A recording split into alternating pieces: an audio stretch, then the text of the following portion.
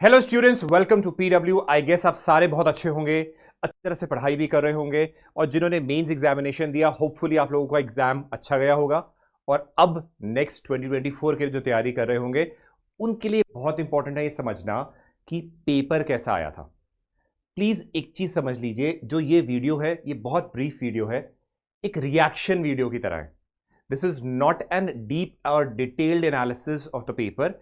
वो वीडियो एक हफ्ते के बाद आएगी। आपको उसमें प्रॉपरली हर एक आंसर डिस्कस करा जाएगा। आपको इनफैक्ट पीडीएफ भी दे दिया जाएगा जिसमें हर आंसर का प्रॉपर डिटेल्ड एनालिसिस होगा। ये सिर्फ एक वीडियो है आपको एक रिएक्शन देने के लिए कि कैसा पेपर आया है, किस तरीके का ट्रेंड है एक्चुअली क्वेश्चंस का जो आ रहा है।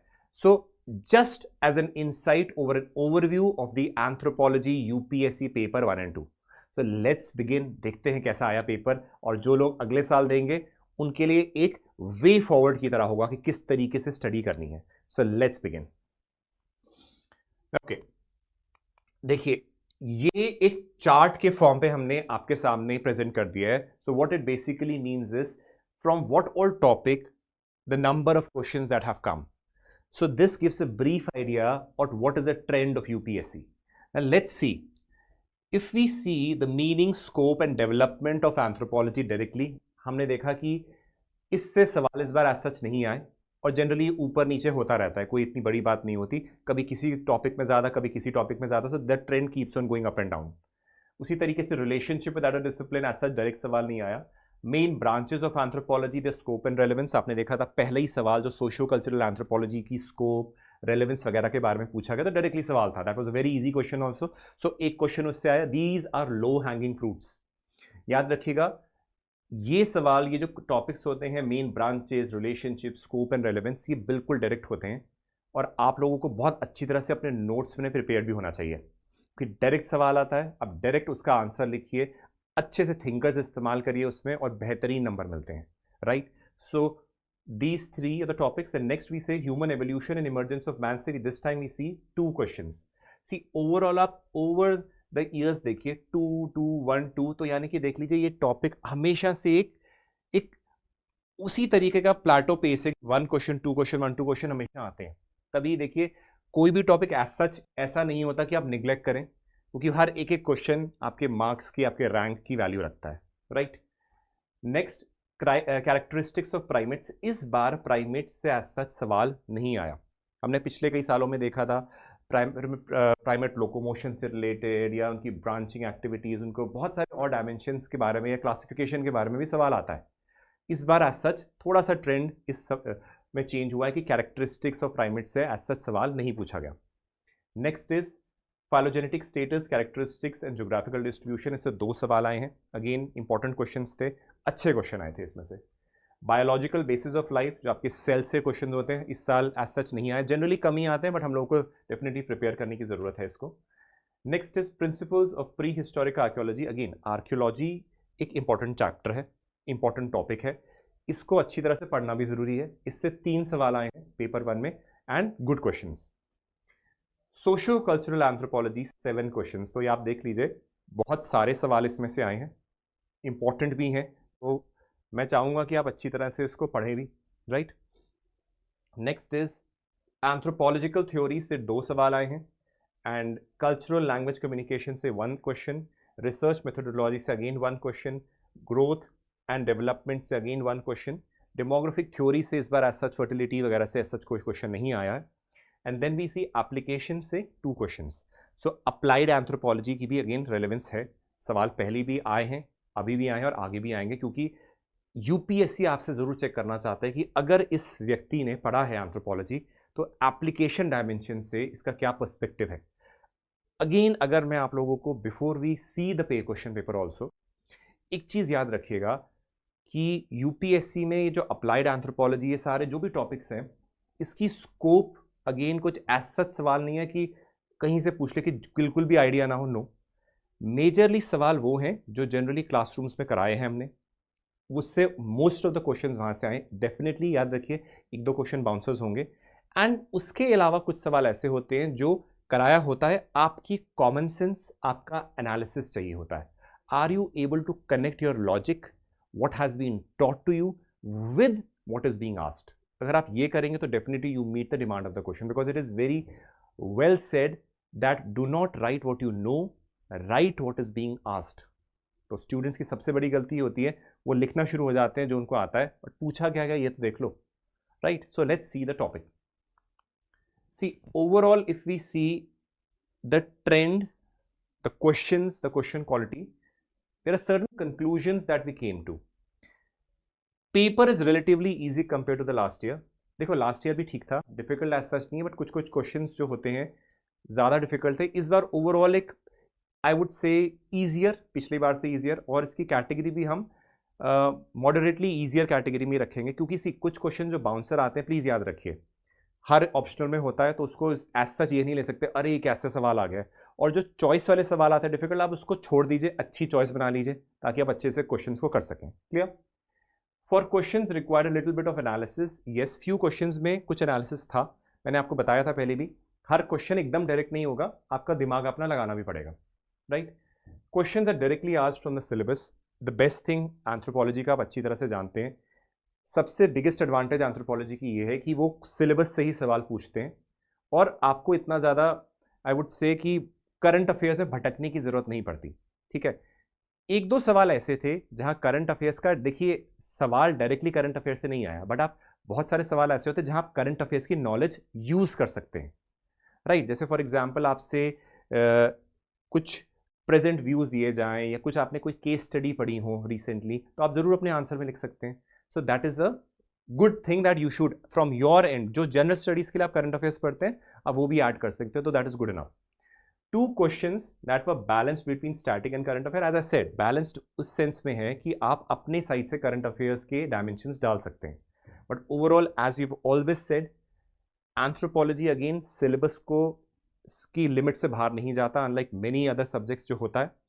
सेकेंड चीज ये है कि हम लोग जब भी इस सवाल को देखते हैं, एंथ्रोपोलॉजी के पेपर को, we get to know that वहां से स्टैटिक या बुकिश टाइप ऑफ नॉलेज ज्यादा पूछी जाती है, करंट अफेयर्स का रोल ऐसा होता नहीं है। Paper is well balanced and indeed a good attempt can be expected. देखिए अगेन सवाल जो क्वेश्चन में आए हैं अभी मैं आपको दिखाऊंगा अभी, बिफोर वी बिगिन, और जस्ट एन ओवरव्यू, बिकॉज हम लोग यहाँ discussion, again I am telling you, we are not going to discuss the question के आंसर्स यहाँ पे, we are just going to see what type of a trend has been there, किस तरीके का हमारा रिएक्शन है इस सवाल को देखकर, that we going to do, because the detailed analysis video आपकी एक हफ्ते के अंदर आएगी, जिसमें आपको पीडीएफ में आपको डिटेल्ड आंसर्स भी दिए जाएंगे, so you don't need to worry. See we don't want to hurry up कि आपको फटाफट एकदम दे दिया जाए, we want to give you a detailed analysis. ये फर्स्ट रिएक्शन वीडियो है कि क्या हम लोगों ने रिसीव करा इस पेपर को देख के, और आपका क्या अप्रोच होनी भी चाहिए, राइट। ओके, ये है आपके सामने यूपीएससी का पेपर। अब कई लोग होंगे यहाँ पे सोच रहे होंगे कि अगले साल अटेम्प्ट करना है, उसके अगले साल अटेम्प्ट करना है, कि कैसा पेपर दिखता है। तो ये है आपकी पीडीएफ जो यूपीएससी में मिलती है, जिसको आपको अटेम्प्ट करना पड़ता है क्वेश्चन पेपर में। अगेन जो आपका फर्स्ट क्वेश्चन होता है वो कंपलसरी होता है, आपको कंपलसरीली इसको अटेम्प्ट करना ही करना है, ठीक है ना। 150 वर्ड्स में लिखना है, 2 साइड्स मिलती हैं इसमें। First question that has been asked is scope and relevance of socio cultural anthropology. Again बिल्कुल डायरेक्ट सवाल है, मैं अगेन आंसर नहीं डिस्कस कर रहा हूं यहाँ पे, सिर्फ आपसे बता रहे हैं कि क्या थोड़ा सा डायरेक्ट आया, थोड़ा सा इनडायरेक्ट क्या आया, कैसे आपको करना चाहिए। स्कोप क्या है, रेलेवेंस क्या, सोशल कल्चरल एंथ्रोपोलॉजी आपने बेसिक, अगेन पहले का जो यूनिट है वो पढ़ा होगा, उसकी स्कोप क्या, आपने पूरा सिलेबस भी अगर याद है तो आपको स्कोप पता है, उसकी रेलेवेंस क्या, प्रैक्टिकल उसकी यूटिलिटी क्या है।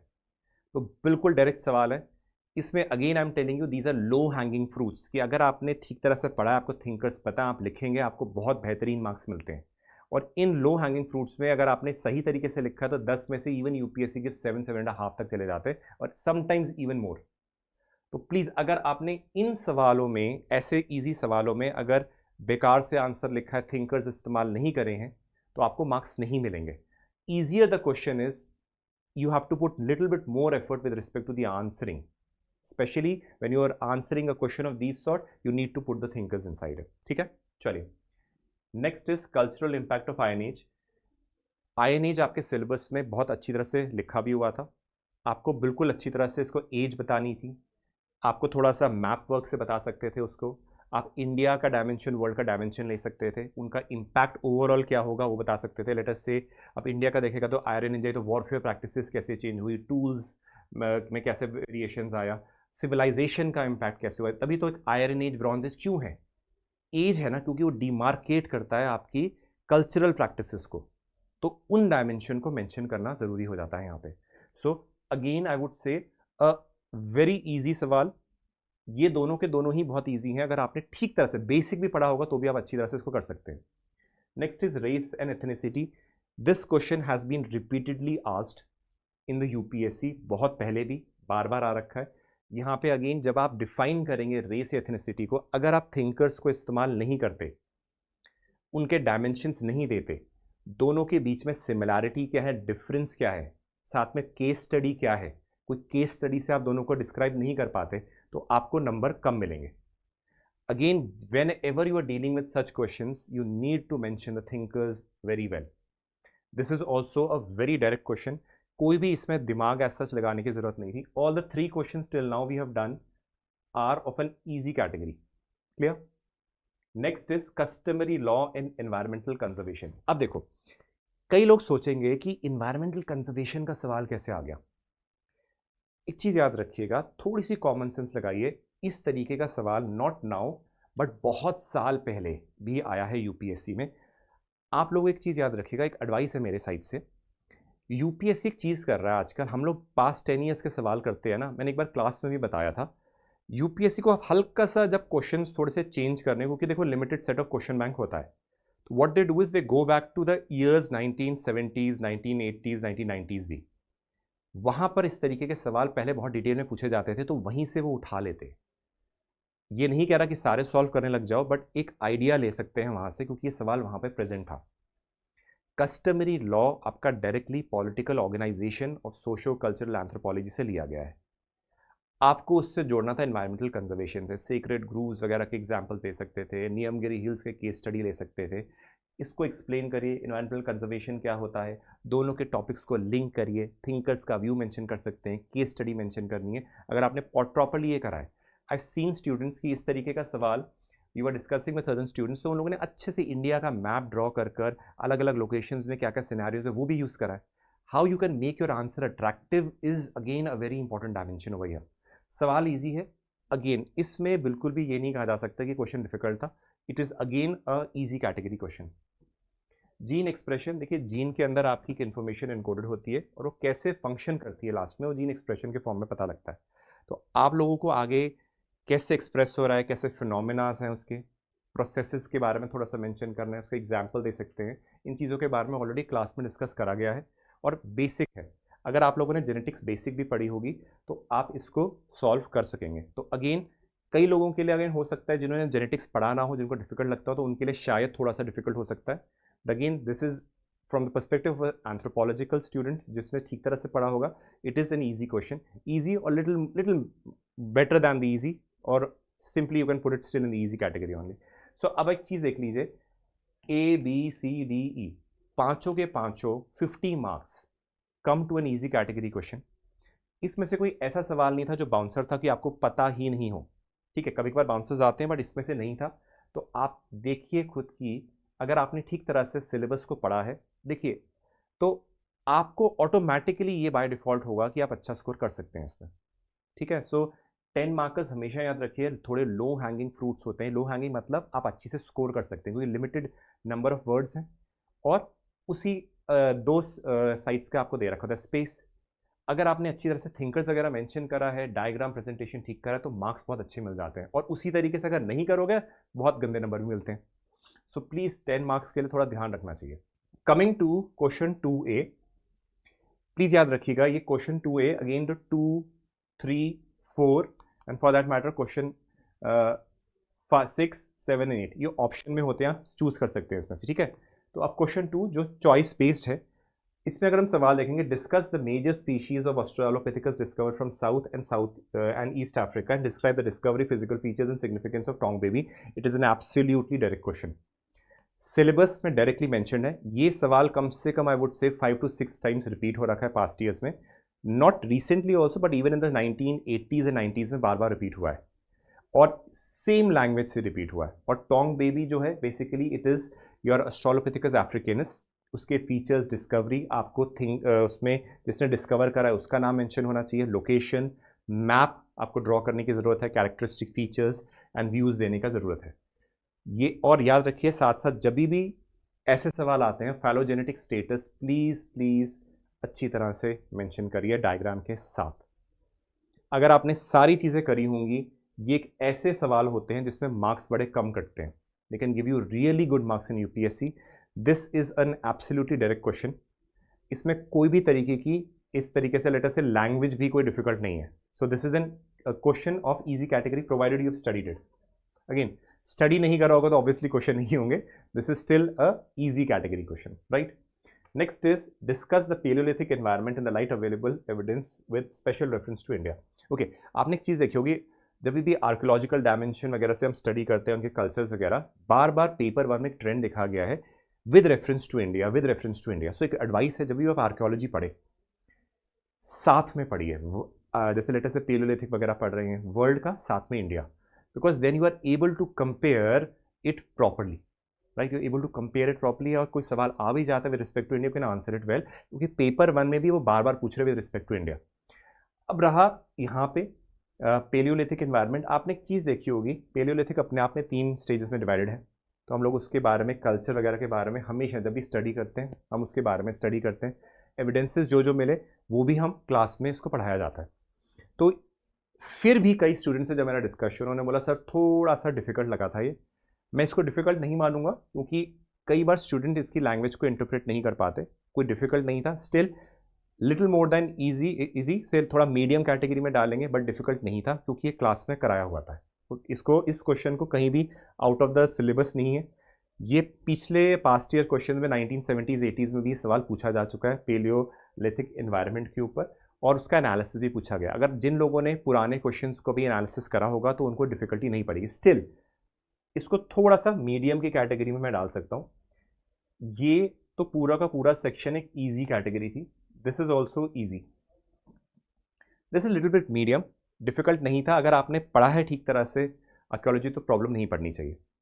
Next is elucidate the different forms of malnutrition, describe protein, calorie using suitable examples करके। देखिए malnourishment अगेन थोड़ा सा आपने देखा होगा जीएस में भी हमेशा आपके सवाल इससे रिलेटेड हमेशा आता है। malnourishment के ऊपर पहले भी यूपीएससी में सवाल आ रखा है एंथ्रोपोलॉजी में, तो आपको ये स्टंटिंग क्या होती है, वेस्टिंग क्या होती है, malnourishment ओवरऑल क्या होता है, इनके कॉन्सेप्ट पता होना चाहिए। अब विद रिस्पेक्ट टू इंडिया लिखा नहीं है, बट आप क्या कर सकते हैं, अगर आप थोड़ी सी कॉमन सेंस लगाएंगे, पहली बात तो पता होना चाहिए कि मैलनरिशमेंट है क्या, उसके फॉर्म्स क्या है, तो बेसिक जीएस में भी बंदा पढ़ता है और एंथ्रोपोलॉजी में भी you study it, you draw it, explain it, stats आपको डालने पड़ेंगे। उसी के साथ साथ याद रखिएगा when we are doing in class ना, we generally use let us say maps to present these data, कि कैसे वेरिएशन है, कैसे हंगर अलग अलग जगह में है, हिडन हंगर क्या होता है, उसके डायमेंशन। अगर आप थोड़ा से ये चीज़ें करेंगे तो डेफिनेटली आपके मार्क्स इंप्रूव होने के बहुत चांसेस हैं। Again I am telling you, जब क्वेश्चंस बहुत जल्दी से जेनेरिक टाइप होते हैं, उस टाइम पे अगर आप मैप, थोड़े से फ्लो चार्ट्स, डायग्राम्स वगैरह का इस्तेमाल करते हैं तो वो एक वैल्यू एडिशन दे देता है।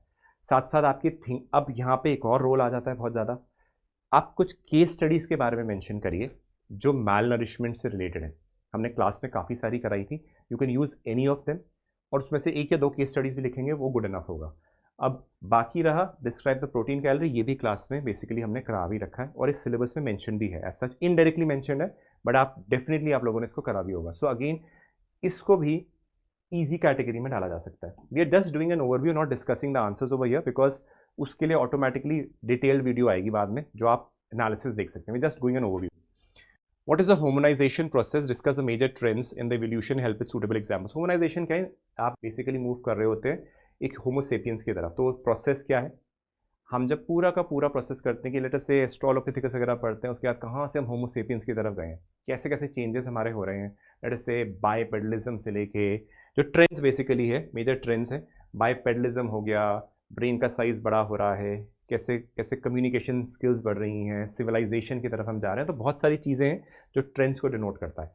तो बेसिकली ये आपका जो एवोल्यूशन का क्वेश्चन है उसको एक समराइज करके पूछा गया है। इसमें अगर आप लोगों ने फाइलोजेनेटिक स्टेटसेस को इस्तेमाल नहीं करा डायग्राम्स इस्तेमाल नहीं करें, कैसे बायोपेडलिज्म या फॉर दैट मैटर कैसे आपके हैंड्स एंड फीट्स का ट्रांसफॉर्मेशन हो रहा है, कैसे डेंटल आर्केड का फॉर्मेशन चेंज हो रहा है, कैसे क्रेनियल कैपेसिटी चेंज हो रही है, अगर आपने ओवर द टाइम नहीं दिखाया है इसको तो आपके नंबर नहीं मिलेंगे। It is a good question, good इस वजह से नहीं कि डिफिकल्ट है, नहीं, गुड क्वेश्चन इसलिए कि आपने अगर प्रॉपरली पढ़ा हुआ है एवोल्यूशन तो आप अलग अलग टाइम से आप उसको लेके डायग्राम्स लेके ड्रॉ करके बता सकते हैं। स्ट्रोलोपिथिकस में ऐसा था, लेटर ऐसा था, लेटर से निएंडरथल का ऐसा था, उसके बाद होमोसिपियंस का कैसा था। You can basically use diagrammatic representations to answer this question. अगर यहाँ पे डायग्राम्स इस्तेमाल नहीं है, फ्लो चार्ट्स नहीं करा है तो नंबर नहीं मिलेंगे। होमोनाइजेशन का प्रोसेस आपको ट्रेंड्स के थ्रू पूरा अच्छी तरह से एक्सप्लेन करना था। Clear? So again this is N easy question. ये अगेन बता रहा हूं, this question has come in the past, not recent, but पहले के लेट अस से 1970s एंड 80s में ये सवाल काफी बार आ रखा है। और सिर्फ इसमें याद रखिएगा लैंग्वेज चेंज करी गई है। होमोनाइजेशन प्रोसेस क्या है? क्लास में जब हम डिस्कशन कर रहे होते हैं ना, मेनी पीपल थिंक कि क्लास में डिस्कस करना तो लेटर से नोट्स तो पढ़ लेंगे, क्लास में लेटर से लेक्चर सुना या ना सुना, these words are generally used in the class. अगर आप लोग ने ध्यान से सुना होगा, this was already used in the class, what is hominization. So again, this is an easy category question. Clifford Geertz about religion, differentiate between the anthropological and psychological approach. This is a easy question, but I would still put it in a little bit above easy because see, Clifford Geertz बहुत लोग हैं जो पढ़ते नहीं हैं, ठीक है ना। कॉन्सेप्ट ऑफ थिक डिस्क्रिप्शन, ये सारी चीज़ें आप पढ़ते नहीं हैं, तो इस वजह से आपको लग रहा होगा कि कहाँ से सवाल आ गया। क्लिफर्ड गिट्स पहले भी ऑफ लेट पूछा जा रहा है। आप प्लीज़ समझ लीजिए, जब एंथ्रोपोलॉजिकल थ्योरीज पढ़ते हैं, पहले यूपीएससी वही फंक्शनल स्कूल वगैरह पूछता था। अब जो लेटर आपके व्यूज़ है ना, जो थ्योरीज में आप लोग लेटर से पोस्ट मॉडर्निज्म पढ़ते हैं, सिम्बॉलिक थ्योरीज, इंटरप्रेटिव थ्योरीज, ये वगैरह, ये सारी चीज़ें भी बहुत फ्रीक्वेंटली पूछ रहा है। तो आप लोगों को थ्योरीज प्रॉपरली पढ़ना बहुत इंपॉर्टेंट है। They form a core of your anthropology. इसी तरीके से याद रखिए, क्लिफर्ड गिट्स के व्यूज रिलीजन, उनकी डेफिनेशन ऑफ रिलीजन बहुत फेमस है, हम रिलीजन के टॉपिक में भी पढ़ते हैं। उनके बहुत सारे डायमेंशंस हैं विद रिस्पेक्ट टू रिलीजन, आपको वो भी पढ़ने की ज़रूरत है, ठीक है। इस चीज़ का प्लीज़ ध्यान रखिएगा कि जो क्लिफर्ड गिट्स के बारे में अगर आपने नहीं पढ़ा तो बिल्कुल भी सेंस नहीं बनेगी कि आप ये आंसर कर पाएंगे। तो क्लिफर्ड गिट्स को ठीक तरह से पढ़ा होना चाहिए, बहुत अच्छी तरह से उसको एक्सप्लेन करना पड़ेगा। और साथ ही साथ आगे का जो व्यू एंथ्रोपोलॉजिकल साइकोलॉजिकल अप्रोच है, डायरेक्ट सवाल है, इसको आप इस तरीके से करिए, चाहे चार्ट बना लीजिए कि फोकस क्या है इन अप्रोचेस का, मेथड क्या है, मेथोडोलॉजीज क्या है, अल्टीमेट एम क्या है, उसके बेसिस में अगर डिफ्रेंशिएट करेंगे क्राइटेरिया बेस तो बहुत अच्छे नंबर मिलते हैं इसमें। तो this can could have been easily done. So still I would put it in a easy to medium category, easy to medium category, not in a difficult category, क्योंकि ये सवाल अगेन क्लास में कराया हुआ होता है, कोई आउट ऑफ द सिलेबस या आउट ऑफ द ब्लू कोई क्वेश्चन नहीं है। Next is mixed longitudinal method of studying human growth, discuss merits. Absolutely direct question, absolutely direct question. ये ह्यूमन ग्रोथ के चैप्टर में आप पढ़ते हैं, बिल्कुल डायरेक्ट क्वेश्चन है, इसमें कुछ भी नया नहीं है। अगर आपने बेसिक ह्यूमन ग्रोथ ठीक तरह से पढ़ा होगा तो ये सवाल अटेम्प्ट हो जाना चाहिए। सो ओवरऑल आप देखेंगे तो हमने second question and third question की आपके चॉइस में थे, तो आपको जोन से क्वेश्चन अपने टॉपिक पढ़े डिपेंड करते हैं, उसके ऊपर आप सेलेक्ट कर सकते हैं सवाल definitely. Next is fourth, discuss the role of marriage regulation traditional societies in strengthening solidarity. याद रखिएगा मैरिज रेगुलेशन कैसे रेगुलेट होता है, प्रिस्क्रिप्टिव, प्रोस्क्रिप्शन होता है, तो ये बहुत सारी चीज़ें होती हैं, ठीक है, प्रिवेंटिव। अब ये सारे जो चीज़ें हैं, पहले तो आपको बताना पड़ेगा कि क्या डायमेंशन है। देन सॉलिडारिटी आप लोग देखेंगे, अलाइंस फॉर्मेशन हो या बॉन्ड बिल्डिंग हो, बहुत सारी हर चीज़ में हम लोगों ने थिंकर्स के व्यूज एक्सप्लेन करे थे क्लास में, और उनके साथ साथ एग्जाम्पल्स भी दिए थे। It is a very easy question but framed in a little bit late us से बेटर लैंग्वेज, समझ आना ज़रूरी है, ठीक है ना। सॉलिडारिटी, साथ में आ रहे हैं, अलाइंस क्रिएशन भी हो रही है, बन रहे हैं साथ में, कैसे बॉन्ड फॉर्मेशन है, बहुत सारे डायमेंशंस हैं। मैरिज के फंक्शंस में भी हम काफ़ी चीज़ें पढ़ते हैं। आप थिंकर्स इस्तेमाल कर सकते थे इसमें, आप लेवी स्ट्रॉस वगैरह तक को इस्तेमाल कर सकते थे, आप अलग अलग थिंकर्स को इस्तेमाल कर सकते थे इसको एक्सप्लेन करने के लिए और अपने आपको प्रूव करने के लिए। ईरा रीस तक को इस्तेमाल कर सकते थे। बहुत सारे लोग हैं जिनके थिंकर्स आप इस्तेमाल करके इसको प्रूव कर सकते थे। It is an easy question provided you have done the topic well. Discuss the various methods of personal identification based on skeletal remains. ये सवाल बेसिकली फोरेंसिक एंथ्रोपोलॉजी से है। वहाँ पे पर्सनल आइडेंटिफिकेशन के ऊपर पर्सनल एक्चुअली ये सवाल पहले भी इनडायरेक्टली आ चुका है पर्सनल आइडेंटिफिकेशन का। तो ये सवाल अगर आप फोरेंसिक एंथ्रोपोलॉजी अप्लाइड एंथ्रोपोलॉजी में करते हो तो ये चीज़ कवर्ड वहाँ होती है। वहाँ पे स्केलेटल रिमेन्स से आप कैसे स्टडी करते हो, कैसे एनालिसिस करते हो, कैसे इंटरप्रेट करा जाता है, कैसे आउटकम आता है, तो उसमें बहुत अच्छी तरह से करा जाता है। ये सवाल अगर आपने फोरेंसिक ठीक तरह से करा है तो you could have answered, but still I will put it in a medium category, क्योंकि कई लोग उसको इतना डिटेल में नहीं पढ़ते। बट सवाल अगेन बहुत ज़्यादा डिफिकल्ट नहीं है, क्योंकि पिछले 1-2 साल पहले भी आपने देखेंगे कि पर्सनल आइडेंटिफिकेशन के ऊपर सवाल आया हुआ है। सो एज सच कोई out of the blue question नहीं है। Next is identify the major mesolithic sites and describe the typotechnological features with special reference to India. A direct question mesolithic का। अगेन एज पता होनी चाहिए, मेजर साइट्स मैप के basis पे, typological में आपको टूल्स किस तरीके से टेक्निक्स यूज़ करी गई हैं वो सारी चीज़ें पता होनी चाहिए। डायग्राम्स उसके टूल्स वगैरह के ड्रॉ करने होंगे, उसके व्यूज़ जो हैं वहाँ बताने पड़ेंगे। तो ये अगेन डायरेक्ट सवाल है, बिल्कुल पास्ट ईयर क्वेश्चन से उठाया गया है। तो this is an easy category question. Okay, so आपके सामने ये सवाल है, आपने एक चीज़ देखेगा कि हर एक चॉइस में देखिए easy easy medium, easy easy medium, easy easy medium से इजी, तो यानी कि यूपीएससी बैलेंस करके रखता है। हर चीज़ एकदम इजी नहीं देगा, हर चीज़ एकदम डिफिकल्ट नहीं देगा। अब डिपेंड करेगा आपने कौन से टॉपिक्स ठीक तरह से करे हुए हैं, उसके ऊपर आपको अटेम्प्ट करना पड़ेगा। हो सकता है किसी ने कोई और टॉपिक अच्छा करा हो, किसी ने कोई और अच्छा करा हो, तो वो अगेन बहुत सारे फैक्टर्स उसमें वेरी करते हैं, right. So it is also important कि आप एक अच्छी चॉइस बनाए। यूपीएससी में again it is very very very important कि आपकी चॉइस सिलेक्शन जो है वो ठीक हो, वरना बहुत प्रॉब्लम होगी। Next is polygenic inheritance. Again हम लोग जेनेटिक्स पढ़ते हैं तो सबसे वन ऑफ द डायरेक्ट सवाल क्वेश्चन से आ रखा, आपके सिलेबस से आ रखा है, और पास्ट ईयर में भी सवाल पूछा गया है। पॉलीजेनिक इनहेरिटेंस अ वेरी इजी कॉन्सेप्ट। आपको अगेन वो कर्व्स बना के एग्जाम्पल देके, चाहे स्किन कलर का दे सकते हैं, आईक्यू वगैरह का दे सकते हैं, आपके ऊपर है। बहुत अच्छी तरह से इसको एक्सप्लेन करा जा सकता है। Again a very very important dimension. Clear. Next is pre historic significance of Rakhi Garhi. अब कई लोग सोचेंगे कि ये सवाल क्यों पूछा गया है। देखिए, Rakhi Garhi is one of the most important आपकी इंडस वैली सिविलाइजेशन की साइट है। अब देखो, ये सवाल इस वजह से भी इंपॉर्टेंट है कि न्यूज़ में आता है, माना, बट हम जब एंथ्रोपोलॉजी भी पढ़ते हैं तो आजकल Rakhi Garhi is one of those important sites जो पढ़ाई जाती है विद रिस्पेक्ट टू उनका culture, with respect to recent findings, with respect to later से कोई ग्रैंडरी वगैरह के dimension, with respect to town planning वगैरह। बहुत डिटेल में आपकी इंडस वैली सिविलाइजेशन में भी पढ़ाया जाता है इसको।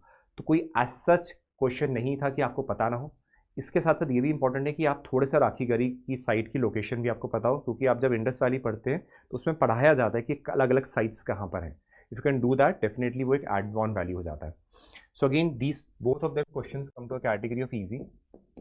अब है ग्लोटोक्रोनोलॉजी। अब ये सवाल मैं थोड़ा सा डिफिकल्ट कैटेगरी में डालूंगा। डिफिकल्ट इसलिए नहीं कि क्वेश्चन डिफिकल्ट, बट अगेन जब आप प्रेशर में होते हो तो आपको ज़रूरी नहीं कि वो याद रहे या पता भी हो, ठीक है।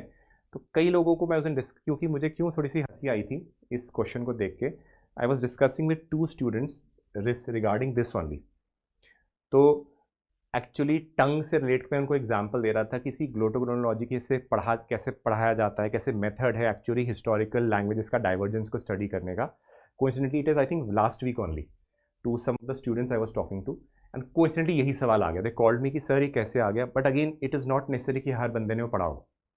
क्लियर। सो जो हमारे खुद के मेरे पर्सनल नोट्स हमेशा रहे हैं उसमें ये वर्ड मेंशन था, और जनरली अब ज़रूरी नहीं कि हर बंदा इसको पढ़े, तो इस वजह से मैंने थोड़ा सा इसको डिफिकल्ट कैटेगरी में डाला है। अगेन इसका जब एनालिसिस करेंगे तो डिटेल में जाएंगे कि क्या डाइवर्जेंस का मतलब होता है, कैसे प्रोसेस होता है, क्या सिग्निफिकेंस वगैरह है, स्टडी करा जाएगा। बट अगेन डिफिकल्ट है ये।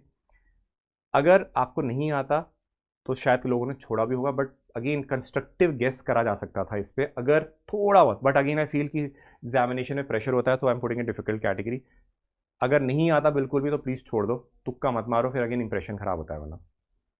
मेनोपॉजल सिम्टम्स एब्सोल्युटली अ डायरेक्ट सवाल, इसमें कुछ भी इधर उधर करने की ज़रूरत था नहीं। William Ogburn and cultural lag. जब भी हम सोशो कल्चरल एंथ्रोपोलॉजी कराते हैं, मैंने क्लास में विलियम ऑकबर्न की डेफिनेशन, कल्चरल लैग होता क्या है, मटीरियल नॉन मटीरियल के जो मैच नहीं कर पाते हैं उसका क्या ग्राफ तक मैंने बनाया था, याद करने का तरीका हमने क्लास में इसके प्रॉपर 2.5 पेजेस के नोट्स तक लिखवाए थे with all the flow chart. So जिन्होंने क्लास अटेंड करी होगी उनके लिए आसान होगा, जिन्होंने नहीं पढ़ा होगा इसके लिए तो प्रॉब्लमेटिक होगा definitely, but again an easy. So overall if I see, इसमें से एक क्वेश्चन है जो शायद थोड़ा डिफिकल्ट है, बाकी सारे के सारे बहुत आसानी से मैनेजेबल हैं, इसमें कोई भी डिफिकल्टी नहीं होगी। सो दैट मीन्स ओवरऑल जितना भी क्लास में भी कराया गया, these things have been done, so one can manage that. Now coming to the part of the options that we have from which we can select, right?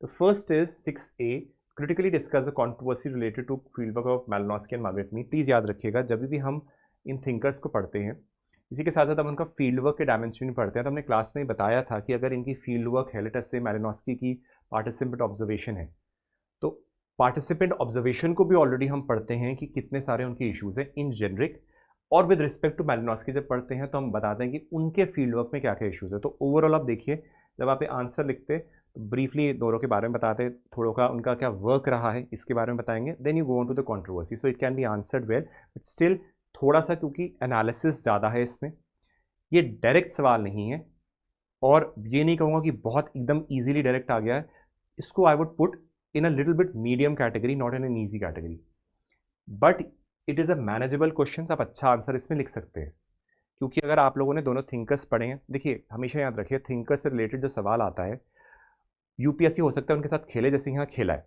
अगर आपके thinker strong है, आपने सिलेबस ठीक तरह से पढ़ा है, तो आप उसको आंसर ठीक तरह से कर सकते हैं, linking the points. Clear? So I would put in a medium category. ये बिल्कुल डायरेक्ट सवाल है, impact of globalization on the economic system of indigenous, absolutely direct question, syllabus में मेंशन है, आप लोगों को इसमें सवाल करने में बिल्कुल प्रॉब्लम नहीं होनी चाहिए क्योंकि डायरेक्ट सवाल था एकदम। तो this was a very easy question. Describe the practical application of DNA technology in the current scenario. Please याद रखिएगा ये भी डायरेक्ट है, क्योंकि जब हम अप्लाइड एंथ्रोपोलॉजी में डीएनए के बारे में पढ़ते हैं, वहाँ पे बहुत सारे कंटेम्प्रेरी डायमेंशन भी मेंशन होते हैं, ठीक है ना। आप अगर लेट अस से क्लोनिंग वगैरह के बारे में पढ़ रहे हैं, क्रिस्पर टेक्निक्स वगैरह के बारे में, बहुत सारी चीज़ें हैं, ये बार बार हर साल चाहे 10 नंबर हो, 15 नंबर हो, 20 नंबर हो, डीएनए टेक्नोलॉजी के ऊपर सवाल आता है अप्लाइड एंथ्रोपोलॉजी से, तो उसी का ही कंटिन्यूएशन है, पास्ट ईयर्स में भी आ रखा है, कोई नया नहीं था। That is why putting it in easy category. अगेन एक मीडियम, दो ईजी, यही ट्रेंड यूपीएससी का जनरली रहेगा आगे के सवालों में भी। Describe the various qualitative analysis, highlight some popular computer software using qualitative analysis. अब देखिए ये वाला पार्ट जो है जनरली हम लोग पढ़ते हैं, कंप्यूटर सॉफ्टवेयर वाला पार्ट जो है ये थोड़ा सा वो चीज़ है जो जनरली नहीं पढ़ी जाती। अब आप सोचेंगे कहाँ से आया है, देखो मैंने आपको बोला था इसको मैं बाउंसर कंप्लीटली नहीं मानूंगा, बट थोड़ा सा डिफिकल्ट कैटेगरी में मानूंगा, क्योंकि आप 20 नंबर में ज़रूरी नहीं है आपको कंप्यूटर सॉफ्टवेयर पता हो। सो ये इस तरीके के सवाल होते हैं, जब 20 नंबर में ऐसा सवाल है जिसका आपके पास आइडिया इतना ना हो, तो कोशिश करिए कि ऐसे वाले क्वेश्चन को अवॉइड करिए अटेम्प्ट करने के लिए, ठीक है ना। याद रखिए हम लोग गलती क्या करते हैं, हमको लगता है कि शायद हम लोग को एक सवाल बहुत अच्छी तरह से आता है, बाकी बिल्कुल नहीं आता तो भी अटेम्प्ट कर लेते हैं, क्योंकि एक अच्छी तरह से आता है तो उसको कर लेंगे। नहीं, आपको प्रोबेबिलिटी लगानी पड़ेगी कि देखिए एक सवाल मुझे बहुत कम आता है, दूसरे ठीक ठीक भी आते हैं, तो इसमें मार्क्स बिल्कुल नहीं मिलेंगे। क्वेश्चन वो अटेम्प्ट करिए जिसमें आपको ठीक ठीक बाकी आते हैं, that is again an important dimension. Clear? ये वाला पार्ट जो है दिस इज लगभग easy to medium, but again computer software वाला थोड़ा सा डिफिकल्ट है। बहुत सारे सॉफ्टवेयर है जब हम जनरली पढ़ते हैं क्वालिटेटिव एनालिसिस के बारे में, तो थोड़ा सा put it in difficult category यहाँ पे, क्योंकि ज़रूरी नहीं कि सबने पढ़ा हो इसको। Next is what assumptions must be met for a population to be in genetic equilibrium. Hardy Weinberg equilibrium के बारे में आप पढ़ते हैं, उसी के ऊपर डायरेक्ट सवाल है, कुछ भी नहीं है। अजम्पशंस भी आपको लिस्ट कराया जाता है, आपको एक्सप्लेन कराया जाता है, एग्जाम्पल दिया जाता है, डायरेक्ट सवाल था, easy. Discuss the political methodological aspects of national character studies and illustrate the contemporary relevance. आपने नेशनल कैरेक्टर स्टडीज़ के बारे में, हम लोगों ने जब हम कल्चरल पर्सनैलिटी स्कूल पढ़ते हैं, मार्गरेट मीड वगैरह के बारे में पढ़ते हैं, हम लोगों ने बहुत डिटेल में पढ़ा था, उनकी मेथोडोलॉजीज़ क्या रही हैं, दैट से फोटोग्राफिक मेथोडोलॉजी करी है, पॉलिटिकल डायमेंशंस क्या क्या रहे हैं, क्या रेलेवेंस थी उन लोगों की, उसको काफ़ी डिटेल में हम लोग पढ़ते हैं। So this is again from a I would put easy to let us say medium, क्योंकि कई लोग इसको स्टडी नहीं करते, बट स्टिल ईजी से ईजी ही कैटेगरी में डाला जाएगा इसको, तो डिफिकल्ट नहीं था ये। Next is critically examines Arjun Appadurai's conceptualization of global culture economy. देखो अगेन जरूरी नहीं है आपने पढ़ा हो, तो इसको डिफिकल्ट कैटेगरी में डालेंगे हम लोग। जब हम क्लास में एक चीज़ बोलते हैं ना कि जितने क्वेश्चंस आए काफ़ी हद तक हम लोगों को क्लास में पढ़ाया गया, इसका मतलब ये नहीं है कि हर एक एक क्वेश्चन जो है वो क्लास में होगा।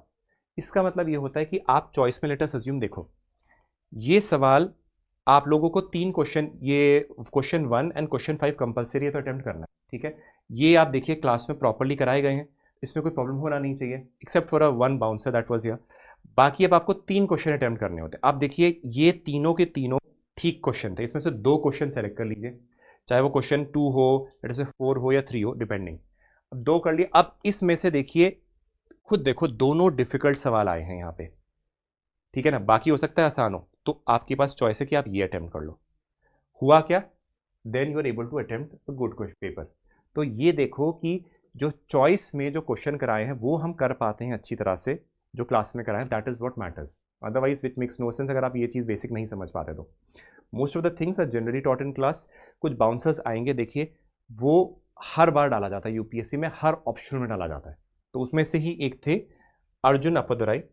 बट अगेन कुछ चीज़ें होती हैं जो हम लोग खुद अपने पर्सनल नोट्स में डाला था, उसमें अर्जुन अप्पादुराई का स्टडी हमने करी थी। बट कुछ ज़रूरी नहीं कि क्लास में कुछ चीज़ें होते हैं ना, मिसलेनियस नोट्स में हम डाल देते हैं, बट क्लास में ज़रूरी नहीं कि हर चीज़ हो रखी हो। तो उसमें से एक चीज़ ये थी, बट आई पर्सनली फील कि ये अगेन छोड़ने वाला सवाल था, क्योंकि 20 नंबर में सवाल आ रखा है, तो इस क्वेश्चन को न अटेम्प्ट करते, प्रोवाइडेड कि आपने बाकी सेक्शंस ठीक तरह से करे हैं, ये इंपॉर्टेंट है। Describe the cause of structure normalities, बिल्कुल डायरेक्ट सवाल है, इसमें कुछ भी प्रॉब्लम की बात नहीं। Critically discuss A L Kroeber's contribution, an easy direct सवाल। सो अगेन प्रॉब्लम यहाँ पे हुई, यूपीएससी ने एक अच्छी चीज़ आपके साथ खेल भी लिया है कि यहाँ पे ये 2 क्वेश्चंस थोड़े से डिफिकल्ट वाले दे दिए। तो चीज़ यही थी कि आप ये वाला क्वेश्चन अटेम्प्ट करते 6 वाला, और इस वाले पार्ट से इन तीनों में से कोई भी 2 अटेम्प्ट कर सकते थे। अगर आप ये कॉमन सेंस इस्तेमाल करते तो आपके मार्क्स जरूरी अच्छे आएंगे, इसमें कोई प्रॉब्लम की बात नहीं है। Definitely will get good marks provided आपने ठीक तरह से पढ़ा है बाकी। तभी यूपीएससी ने, देखो बाउंसर्स का मतलब यही होता है कि देखो यहाँ पे तीनों क्वेश्चंस हैं जो मैनेजेबल थे अच्छी तरह से, तो 2 सेलेक्ट करने हैं आपको, यहाँ से 2 सेलेक्ट कर लीजिए, और यहाँ पे ये कर लीजिए। इसको अगर नहीं भी आता तो भी कोई प्रॉब्लम की बात नहीं है, आप उसको छोड़ सकते थे चॉइस में। That is the way it has to be proceeded, right. Next is paper 2। अगेन यहाँ पे आप देख लीजिए, इंडियन कल्चर आर्कियोलॉजी से, एथनो आर्कियोलॉजी से 6 क्वेश्चन आ रखे हैं, डेमोग्राफिक प्रोफाइल से close to 3, Indian social system से 8, again large number of question आए हैं। इमरजेंस ग्रोथ से इस बार कोई भी क्वेश्चन नहीं आया है। Indian village socio cultural change से क्लोज टू 4 क्वेश्चन आए हैं। ट्राइबल सिचुएशन से 1, ट्राइबल कम्युनिटीज एंड डेवलपमेंट से 3, social change and tribal society से कोई भी नहीं आया है। कॉन्सेप्ट ऑफ एथनिसिटी से 1 सवाल आपने देखा, एथनिसिटी का सवाल पेपर 1 में भी आया, पेपर 2 में भी आया। अब याद रखिएगा, अब अगर आप इसमें केस स्टडीज से एग्जाम्पल्स नहीं दे सकते तो आपके कोई मार्क्स नहीं मिलेंगे। मार्क्स ना मिलने का मतलब है कि मीडियोकर मार्क्स मिलेंगे। You have to use examples, north east का लीजिए, पंजाब का एग्जाम्पल ले लीजिए, कश्मीर का ले लीजिए एग्जाम्पल्स एंड एक्सप्लेन करिए। मैप्स का इस्तेमाल करिए उसको ड्रॉ करने के लिए, सिचुएशंस को एक स्पेशल व्यू दीजिए, टेम्पोरल एग्जाम्पल से बता सकते हैं। प्लीज याद रखिए, the more attractive you make your answers, better marks you will get. You have to sell your answers, that is what needs to be understood by you very categorically. अगर आप बेच नहीं सकते अपने आंसर तो marks नहीं मिलेंगे। Impact of religion the tribal societies, tribe and nation state, इनमें से कुछ सवाल नहीं है। Administration of tribal areas, role of contribution of anthropology, 1 सवाल आए हैं, ठीक है। ब्रीफली इसको देख लेते हैं। अगेन सेम है generally. First of all paper is relatively easier, कोई डिफिकल्ट नहीं था। Few questions required a bit of analysis, syllabus से ही पूछा गया, थोड़ा बहुत करंट अफेयर्स का। अगेन देखिए, क्वेश्चन करंट अफेयर्स से नहीं होता, आप यूज करंट अफेयर्स कर सकते हैं उसमें। एक ब्रीफ ओवरव्यू देंगे। Again detailed analysis will come after week और सो, आपको उसमें डिटेल एक्सप्लेनेशन दिया जाएगा हर क्वेश्चन का। आपके उसी के साथ साथ आपका पीडीएफ भी दी जाएंगे, इसमें आंसर्स लिखे होंगे पूरे थिंकर्स के साथ। तो तब तक के लिए ब्रीफ ओवरव्यू ले रहे हैं। Again material culture and archaeology, सबसे इजी सवाल है। जब भी आप आर्कियोलॉजी पढ़ते हैं उसमें सबसे पहले मटीरियल कल्चर, रिमेन्स वगैरह के बारे में पढ़ते हैं। डायरेक्ट सवाल था, इसको थिंकर्स का इस्तेमाल कर सकते थे, प्रेजेंटेशन ऑफ इंडिया के मैप से रिप्रेजेंट कर सकते थे। Types of material culture, archaeology क्या होता है, फॉर्म्स क्या क्या है मटीरियल कल्चर के, उनका एनालिसिस लिखा जा सकता था। N easy question. Interface between पुरुषार्थ एंड आश्रम, अगेन डायरेक्ट सवाल. एनालिसिस, बेसिक एनालिसिस करना था, कोई डिफिकल्ट नहीं है. जजमानी सिस्टम, कंटिन्यूटी एंड चेंज, पहले भी सवाल आ रखा है ये, उस टाइम मेरे ख्याल से 15 से 20 मार्क्स का आया था, ये 10 नंबर में दे दिया, कोई डिफरेंस नहीं है, इजी क्वेश्चन था. Pre historic rock art of Uttarakhand, again अब ये वाला सवाल जो है, जितना मैं फील करता हूँ कि आप लोगों को लगेगा कि कहाँ से दे दिया गया. देखो अगेन थोड़ा सा आप लोगों को ले हो सकता है कि लेट अस से कोई सोचेगा कि कहाँ से सवाल पूछा गया है, बट जनरली जब आप प्री हिस्टोरिक आर्ट पढ़ते हो उसमें उत्तराखंड का बहुत बार एग्जाम्पल आता है. तो अगर आपने थोड़ा सा आइडिया होगा तो आप थोड़ा कॉमन सेंस इस्तेमाल करके लिख सकते थे. बट अगेन अगर put it in a medium category, लखुदियाँ करके जो उनकी केव्स वगैरह आती हैं उसमें थोड़ा आपका काफ़ी सारी रॉक पेंटिंग्स वगैरह हैं, वो काफ़ी फेमस साइट है. काफ़ी बार उसका रेफरेंस हमारे जब आप कभी भी पढ़ेंगे अपने आर्कियोलॉजी में ठीक तरह से आपको बार बार मेंशन होगा. कुछ टाइम करंट अफेयर्स में भी आया है ये. अगेन मैं ये नहीं बोलूँगा करंट अफेयर से डायरेक्टली उठाया गया, बट अगेन आया है. तो अगर आपने वो भी रीड करा होगा तो you could have mention that. Clear? Okay. So यहाँ पे जो पेंटिंग्स है वो रेड, वाइट, ब्लैक कलर में काफ़ी बहुत ही प्यारी तरीके से पेंटिंग्स करी गई हैं. अल्मोड़ा में है ये जगह, तो वहाँ का आप एग्जाम्पल देखिए बता सकते थे. And still I will put it in medium to little bit medium category only. Religious pluralism solidarity, again बिल्कुल सिंपल है, जनरल स्टडीज़ का सवाल लग रहा है, पर अगेन एंथ्रोपोलॉजी का है, तभी आपको अपने थिंकर्स के व्यू देने पड़ेंगे इसमें. Again this is N easy question. Overall आप देखेंगे कि 10 मार्कर्स इस बार रिलेटिवली ईजियर ही आए. Next, tribes are backward Hindus, Ghurye का व्यू. आप कभी भी जीएस घूरे को डिटेल में पढ़ेंगे तो बहुत बार ट्राइबल्स को बैकवर्ड हिंदूज का मेंशन करते हैं, क्योंकि वो एसिमुलेशन की थ्योरी उनकी जो है, एसिमुलेट करने की ट्राइबल्स को हिंदूज को, उसका एक बेसिक कोर है.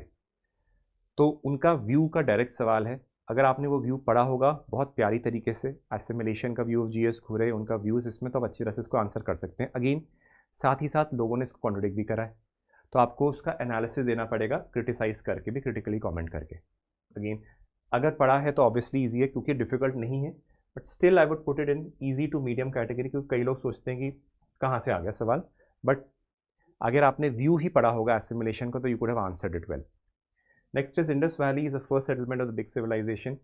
अगेन एक इंडस वैली का सवाल हमेशा आना होता है, एक डायरेक्ट सवाल है, आपको प्रॉपरली एनालिसिस करना है, बताना था. कोई इसमें नया ऐसा चीज़ आई नहीं थी कि आपके लिए डिफिकल्ट हो. So it is an easy category. Basic tenets of Jainism and its impact. Again, very easy question. Jainism, Buddhism का सवाल भी हमेशा आता है. So this is all overall an easy category question. अगर आपको घूरे का व्यू नहीं पता, then definitely it will become an issue for you. Otherwise, it is not a difficult question. Sanskritization is a cultural bound concept. Common accesses strengths and limitations. Developing a theoretical framework to study social change. Sanskritization का process का direct सवाल आया है. और ये इसमें analysis है, पर आपको उसके डायमेंशंस पता होने चाहिए. संस्कृताइजेशन क्या है, क्या प्रोसेसेस हैं, क्या कैरेक्टरिस्टिक्स हैं, कैसे बेसिकली सोशल चेंज की तरफ फ्रेमवर्क का उसने वर्क करा है. हमने क्लास में बहुत डिटेल में संस्कृताइजेशन करा है, काफ़ी टाइम लगा के, काफ़ी थिंकर्स, एम एन श्रीनिवासन को छोड़ के बाकी थिंकर्स का भी व्यूज़ दिए हैं. तो अगर आपने वो ठीक तरह से लिखेंगे तो आसानी से हो जाएगा. This is a easy question. Was mesolithic culture the first step towards sedentary way of life. देखिए ये ट्रांसफॉर्मेशन दिखाएगा आपको, क्योंकि हम जानते हैं न्यूलिथिक कल्चर आपका फूड प्रोडक्शन या फूड रेवोल्यूशन के बारे में कहते हैं, है ना. तो ये एक एक्चुअली मूवमेंट दिखा रहा है कि किस तरीके से क्या क्या ट्रांजिशंस हुए मीसोलिथिक की तरफ, मीसोलिथिक पीरियड में, ताकि हम न्यूलिथिक की तरफ गए. तो ट्रांजिशन आपको कैरेक्टरिस्टिक्स के थ्रू दिखाने थे. तो this is also a very easy to, अगर कुछ के लिए मीडियम की अगर आप एनालिसिस नहीं कर सकते तो आप एक चीज़ याद रखिएगा, सवाल डिफिकल्ट नहीं है. सवाल डिफिकल्ट नहीं है, सिर्फ चीज़ इसमें ये आ रखी है कि हम लोग जब इसको बता रहे हैं तो ये थोड़ा सा एनालिटिकल वाले क्वेश्चंस इस बार ज़्यादा आए हैं. अगर आपको मीजोलिथिक पता है, नियोलिथिक पता है, तो आप उस ट्रांसफॉर्मेशन को बता सकते हैं. अदरवाइज सेडेंट्री, कितनों को तो सेडेंट्री वे ऑफ लाइफ भी का मीनिंग ना पता हो तो फिर आप आंसर कर नहीं सकते, राइट. तो जब एग्रीकल्चर रेवोल्यूशन हो रहा है, एग्रीकल्चर प्रोडक्शन हो रहा है, तो लोग सेटल होंगे. तो मीजोलिथिक वो एक मार्क करता है उसकी तरफ. अपने आप में भी मीजोलिथिक में भी हम चेंजेस देखते हैं क्या, तो उन चेंजेस को डिस्क्राइब करना था ताकि हम उस नियोलिथिक की तरफ जा रहे हैं. Next is critically examine the impact of modern democratic institution the contemporary tribal societies with suitable ethnographic examples. This question has come in the past also, in 1970s, 80s and also in the 90s. ये repeated सवाल है, बिल्कुल direct सवाल है. Next is critically examine the elucidate the problem of PVTGs and the major challenge in the formulation of special program. देखिए हम लोगों को जब भी हम PVTGs का सुनते हैं, आपने देखा होगा जो सवाल कभी कभार आप देखते हैं 10 मार्कर्स में आ रखे होते हैं वो 20 में आ जाते हैं, जो 20 में 10 मार्कर्स में आ जाते हैं. PVTGs का सवाल पहले भी आ रखा है. जब भी हम एंथ्रोपोलॉजी पढ़ते हैं PVTGs के बारे में बहुत डिटेल में पढ़ते हैं, सिलेबस में भी है. तो उनकी प्रॉब्लम्स, उनके डायमेंशंस, दो टॉपिक को लिंक कर दिया गया है. PVTGs क्या हैं, उनके प्रोग्राम्स क्या क्या हैं अभी ये पता होना चाहिए, क्या इश्यूज हो रहे हैं वो पता होना चाहिए, आगे काका कमेटी ने क्या रिकमेंडेशंस दिए उसके बारे में पता होना चाहिए. तो ये एक फ्लो है, सवाल आसान है, अगर आपने ठीक तरह से पढ़ा होगा तो ये बिल्कुल सिलेबस से उठा के दिया गया है और पुराने सवालों में भी पूछा गया है. So not a difficult question at all, it can be easily answered. Next is critically compare Risley's and Sarkar's approach of classification. देखिए इन द क्लास हम लोगों ने काफ़ी 4-5 तरीके की आपको टाइपोलॉजीज़ दी थी रेशियल क्लासिफिकेशन की. उसमें से मैंने बताया था कि गुहा की, रिजली की, सरकार की, ये इंपॉर्टेंट है. यहाँ पे आप लोगों को दोनों का टाइपोलॉजी का हल्का सा ब्रीफ डिस्क्रिप्शन और क्या मेथोडोलॉजी है, क्या वेरिएशन है वो बताना था, और हो सकता था साथ साथ आप मैप भी इस्तेमाल कर सकते हैं इसको बताने के लिए. तो अगेन थोड़ा सा डिफिकल्ट इसको कोई चीज़ बना सकती है वो ये है कि आप लोगों को शायद याद ही ना हो. अगेन इन चीज़ों में टाइपोलॉजीज़ में मैंने पहले भी बताया था कि अगर आपको याद रखना तो बेस्ट मैकेनिज्म इज़ कि शॉर्ट नोट्स बनाएं. If you make short notes you will be easily remembering them, otherwise it becomes very difficult to remember them. Clear? तो वो ज़रूरी है कि आप शॉर्ट नोट्स बनाते इनके, रिवाइज करेंगे तो याद रहेगा. Clear? So this is again I would say easy to medium. जब याद नहीं है तो मीडियम, या बिल्कुल भी याद है तो डिफिकल्ट हो जाएगा, बट स्टिल क्योंकि सिलेबस में डायरेक्टली कराया जाता है. Caste mobility a recent phenomena. अब देखिए अप्रोचेज इंटोलॉजिकल एम्पेरिकल. देखिए घुरे वगैरह के व्यूज़ वगैरह हैं. आप एक चीज़ याद रखिएगा कि जब भी हम इसको पढ़ रहे होते हैं हम लोगों को ये चीज़ समझने की ज़रूरत है कि कास्ट मोबिलिटी यानी कि ऊपर जाना, मूव करना, कास्ट के नीचे जाना, ठीक है, मोबिलिटी होगी. रीसेंट फिनोमिना नहीं है, पहले भी होता था. बहुत ज़्यादा व्यूज़ हमें दिए जाते हैं, जैसे घूरे वगैरह के, लुई डिमॉन्ट वगैरह के, हम बहुत सारे व्यूज़ पढ़ते हैं.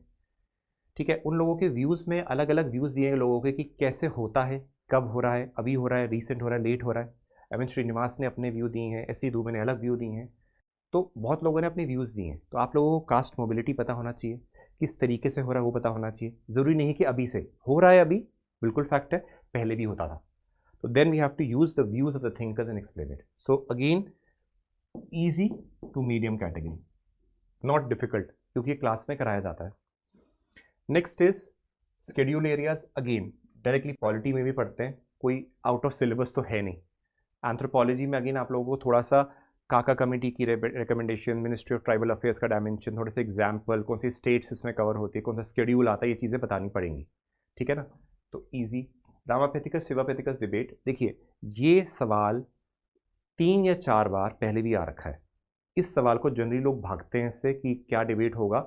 ये व्यूज़ हैं कि क्या इनमें प्रॉब्लम्स हैं, क्या है, कैसे हैं, किससे रिजेम्बलेंस होती है. ये बेसिक डिबेट चल रही है, अलग अलग व्यूज़ को, उस व्यू को प्रेजेंट करना था. This has come earlier also. आपको ये बेसिक अगर आपने पहले पढ़ा होगा तो आप इसका व्यू कर सकते हैं, बट अगेन कई लोग इसको पढ़ते ही नहीं है, तो I can put it in the medium category. But again it is not out of syllabus, it is very easily can be manage अगर आपने पढ़ा हुआ है, क्योंकि ये सिल क्लास में कराया भी जाता है. Village as a little republic. अब ये सवाल कुछ साल पहले 20 नंबर का आया था. आपने देखा ना, 20 नंबर का सवाल 10 में, 10 का 20 में. अगर आपने पास्ट ईयर करा होगा, क्वेश्चन करा होगा, तो आपको व्यूज़ भी सारे पता होंगे.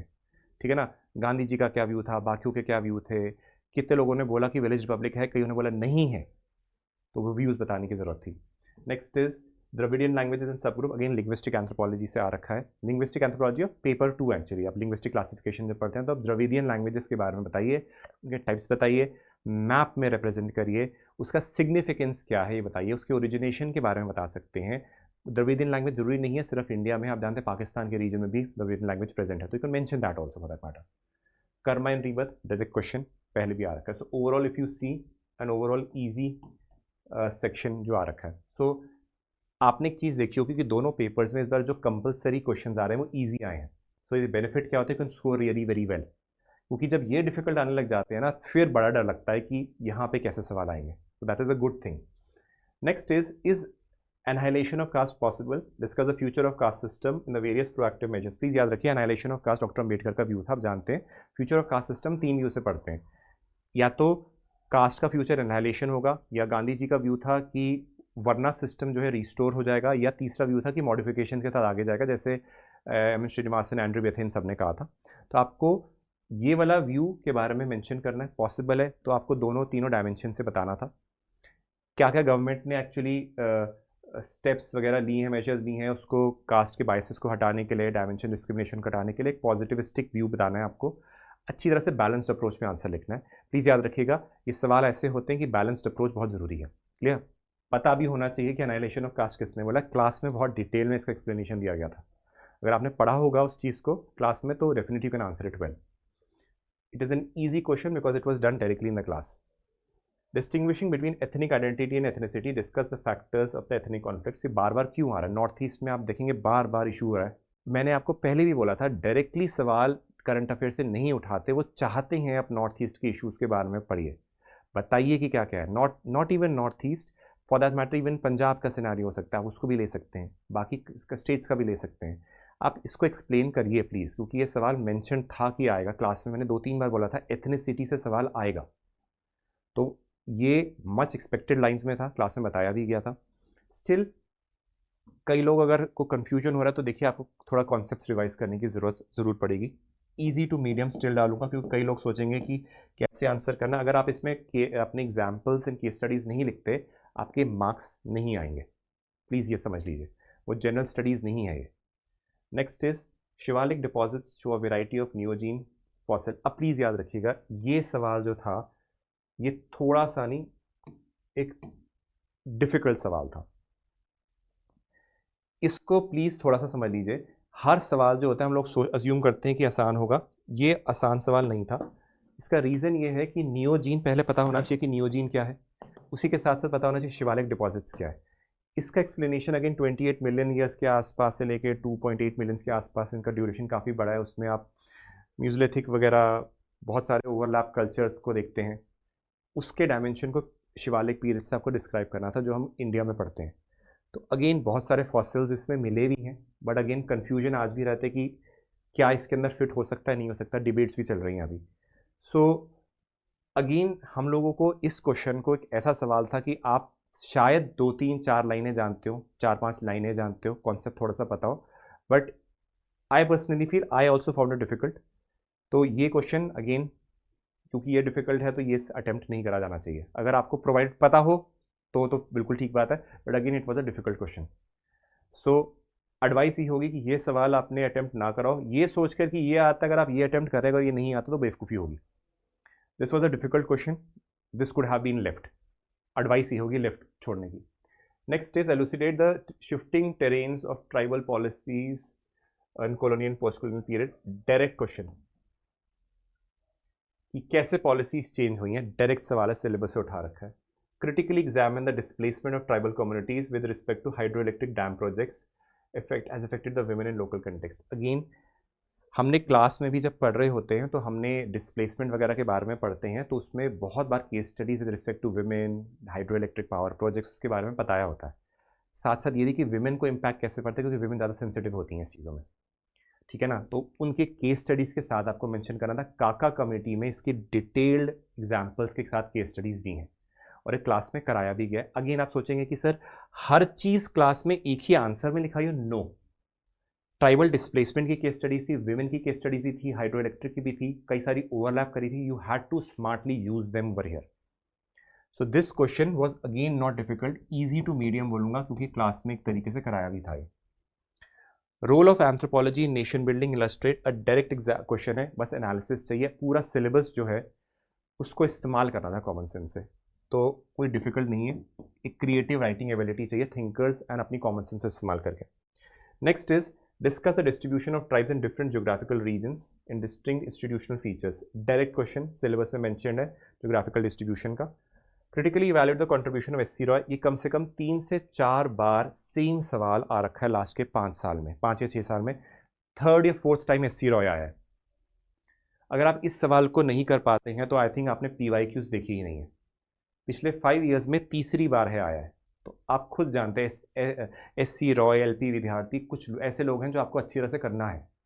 Next is other backward classes identified, enumerating the important features, illustrate the recent changes.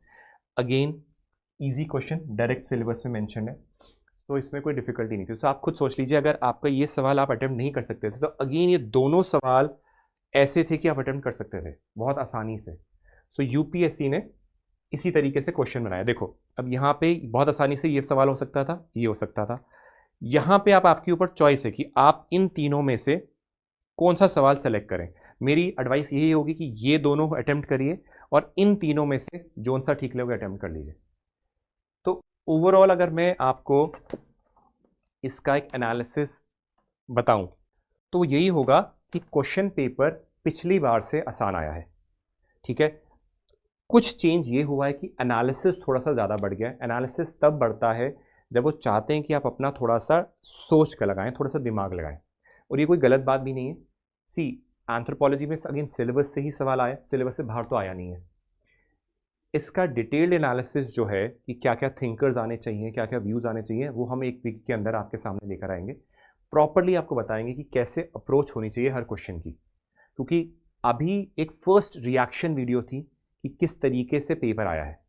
ये आपके साथ again we have to discuss, बाकी detailed analysis will come soon. Overall please एक चीज़ समझ लीजिए, पेपर डिफिकल्ट नहीं था। आप प्लीज़ ध्यान से जो क्लास में कराया जा रहा है या जहाँ भी पढ़ रहे हैं फॉर दैट मैटर, अच्छी तरह से पढ़िए, अच्छी तरह से सिलेबस को कवर करिए, और सिलेबस में जो जो एक एक वर्ड है उसका माइक्रो एनालिसिस करिए, क्योंकि उसके अंदर भी चीज़ें पूछी जाती हैं। और मेरी एक और एडवाइस है जो जनरली लोग फॉलो नहीं करते हैं, पास्ट 10 ईयर्स के क्वेश्चन ठीक है इंपॉर्टेंट है, आते हैं। यूपीएससी थोड़ा सा पीछे भी जा रहा है, 1970s या 1980s के क्वेश्चन में फोकस कर रहा है, तो वहाँ का व्यू भी हल्का सा लीजिए। When you have completed the syllabus, जब आप पीवाईक्यूज कर रहे होंगे तो प्लीज़ एक बार वो देखिए कि क्या क्वेश्चन अटेम्प्ट हो पा रहे हैं। कुछ नई चीज़ आती है तो उसको एक बार ट्राई कर लो। If you will try it, I am telling you again, you will get good marks. So right, this was a brief overview of the anthropology. Question paper was good, you could have scored really well अगर आप इसको attempt करते। Again a smart selection of the question is very important over here. अगर आप गलत question attempt करेंगे फिर marks नहीं मिलेंगे। So all the best to the students who have appeared this in examination. Hopefully आप अच्छी तरह से स्कोर करें। नेक्स्ट ईयर जो दे रहे हैं आपके लिए एक हल्का सा एक गाइडिंग यार्डस्टिक की तरह है कि किस तरीके से सवाल आ रहे हैं। नेक्स्ट वीडियो जब अब आएगी वो डिटेल्ड एनालिसिस होगी, जिसमें हम डिस्कस करेंगे कि किस तरीके के सवाल को अप्रोच करना है। Take care, all the best, जय हिंद।